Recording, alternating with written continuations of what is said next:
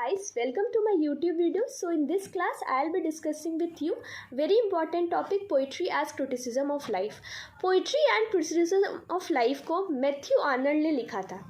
उनका एक ऐसे था अ स्टडी ऑफ पोइट्री. जिस ऐसे में उन्होंने बताया था कि कैसे हम अच्छी क्रिटिसिज्म कर सकते हैं. हम लोगों को पता है कि बिना क्रिटिसिज्म का कोई आगे नहीं बढ़ता है. कोई भी वर्क हो उसे जब हम क्रिटिसाइज़ करते हैं तो वो बेटर फॉर्म में आ जाता है. अगर कोई क्रिटिसाइज़ ही नहीं करेगा तो शायद पता ही नहीं चलेगा कि वर्क अच्छा है या बुरा है. तो क्रिटिसिज्म का बहुत बड़ा हाथ है लिटरेचर में. इसीलिए उन्होंने इस वर्क में प्रॉपर्ली बता दिया कि कैसे हम अच्छी क्रिटिसिज्म कर सकते हैं. ना कि सिर्फ पोइट्स, कोई भी जो क्रिटिसिज्म करना चाहता है वो अच्छा क्रिटिसिज्म कर सकता है. इस वर्क को पढ़ने के बाद इस वर्क को स्टार्ट किया था मैथ्यू आर्नल्ड ने बताते हुए पोइट्री की इम्पोर्टेंस. पोइट्री कैसे मिरर ऑफ सोसाइटी है. पोइट्री जब हम कोई पोइट्री को लिखते हैं वो खुद ब खुद एक आइडिया में डेवलप हो जाता है. ठीक है, उन्होंने कुछ प्रॉपर कोटेशंस भी कहा था, मैं यहाँ पर पढ़ रही हूँ. The idea itself is the fact. फिर उन्होंने और एक कोटेशन लिखा था, it's poetry that shows us a mirror of mirror of life. हाँ, मिरर ऑफ लाइफ का वो खुद ब खुद एक तरह से मिरर जो हमें दिखाती है, मिरर है हम लोगों के लाइफ का मिरर है. फिर वो बताते हैं कि वेस ऑफ एस्टिमेट क्या है. ये सबसे इंपॉर्टेंट है पोइट्री एज क्रिटिसिज्म में. इसका प्रॉपर आप अच्छे से माइंड मैप डायग्राम जो आपको बनाना है आप बना के लिख सकते हो कि एस्टिमेट्स कितने हैं. एस्टिमेट्स 3 प्रकार के होते हैं, 3 टाइप्स के होते हैं. सबसे पहले होता है रियल एस्टिमेट, फिर होता है हिस्टोरिकल एस्टिमेट्स, एंड देन होता है सबसे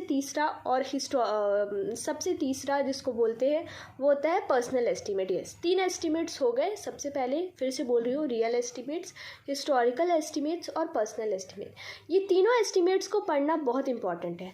सबसे पहले आप जान लीजिए कि जब हमारे पास किसी भी पोएट का हिस्टोरिकल बैकग्राउंड होगा तो क्या हम उसको एक नॉर्मल वर्क से क्रिटिसाइज़ कर पाएंगे? क्या हम उसको नॉर्मली ऐसे ही पढ़ पाएंगे? हमें लगेगा अरे इतना बड़ा वर्क है, विलियम शेक्सपियर ने लिखा है, ये तो बहुत अच्छा होगा.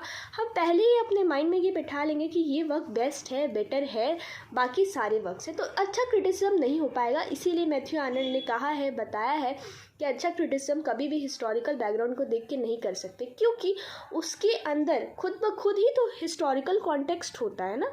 तो उसको क्रिटिसिज्म नहीं, वो अच्छा क्रिटिसिज्म का जो हिस्सा नहीं है, वो अच्छा क्रिटिसिज्म का टाइप नहीं है. दूसरा हो गया पर्सनल.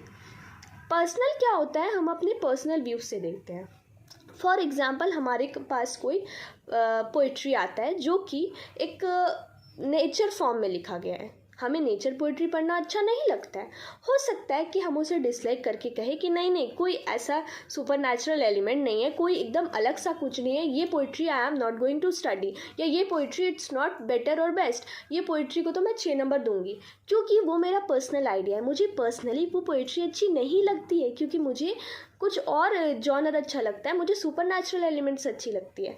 तो इसीलिए पर्सनल एस्टीमेट को तो बिल्कुल भी चूज़ नहीं करना है. और उन्होंने आगे कहा था कि रियल एस्टीमेट्स को ही उन्होंने सुपीरियर बताया. रियल एस्टीमेट्स क्या होता है, एक ऐसा एस्टीमेट्स जो किसी का भी नहीं है. ना वो हिस्ट्री देखेगा, ना ही वो आपका जो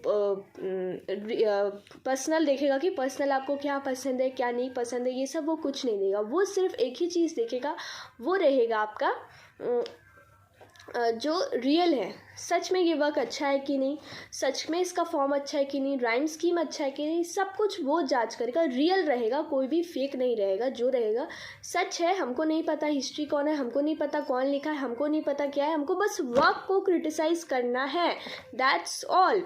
अब इतना होने के बाद में उन्होंने आइडिया ऑफ इमिटेशन को भी लिखा था. आइडिया ऑफ इमिटेशन मतलब इसके अंडर में ही एक और टॉपिक आ रहा है, आइडिया ऑफ इमिटेशन. उन्होंने ये भी बताया था कि जो बहुत सारे राइटर्स होते हैं ना वो इमिटेट भी करते हैं. ठीक है, अच्छे वर्क को लिखने के लिए इमिटेट भी कर सकते हैं. हाँ, अगर जो लोग पढ़ रहे हैं किसी वर्क को तो कंपैरिजन करके या फिर इमिटेशन करके जो वर्क्स लिखते हैं उसको भी अच्छा जजमेंट मिल जाता है. इस बारे में उन्होंने कहा था. इतने सारे पॉइंट्स जो है आप एकदम अपने माइंड में बैठा लो.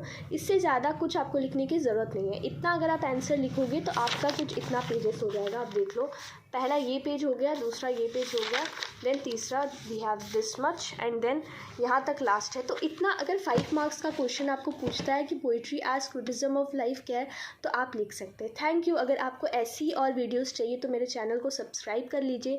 साथ में आप कमेंट करिए कि मैं कैसी और वीडियोस बना सकती हूँ। मैंने पहली बार लॉन्ग वीडियो बनाने की कोशिश की है ताकि इस टॉपिक को मैं क्लियर करा सकूँ। मैंने जब खुद यूट्यूब में सर्च किया था ये टॉपिक है या नहीं है, तो मैंने देखा कि ये टॉपिक प्रेजेंट नहीं है प्रॉपरली, इसीलिए मैंने ये वीडियो बनाया। Thank you so much.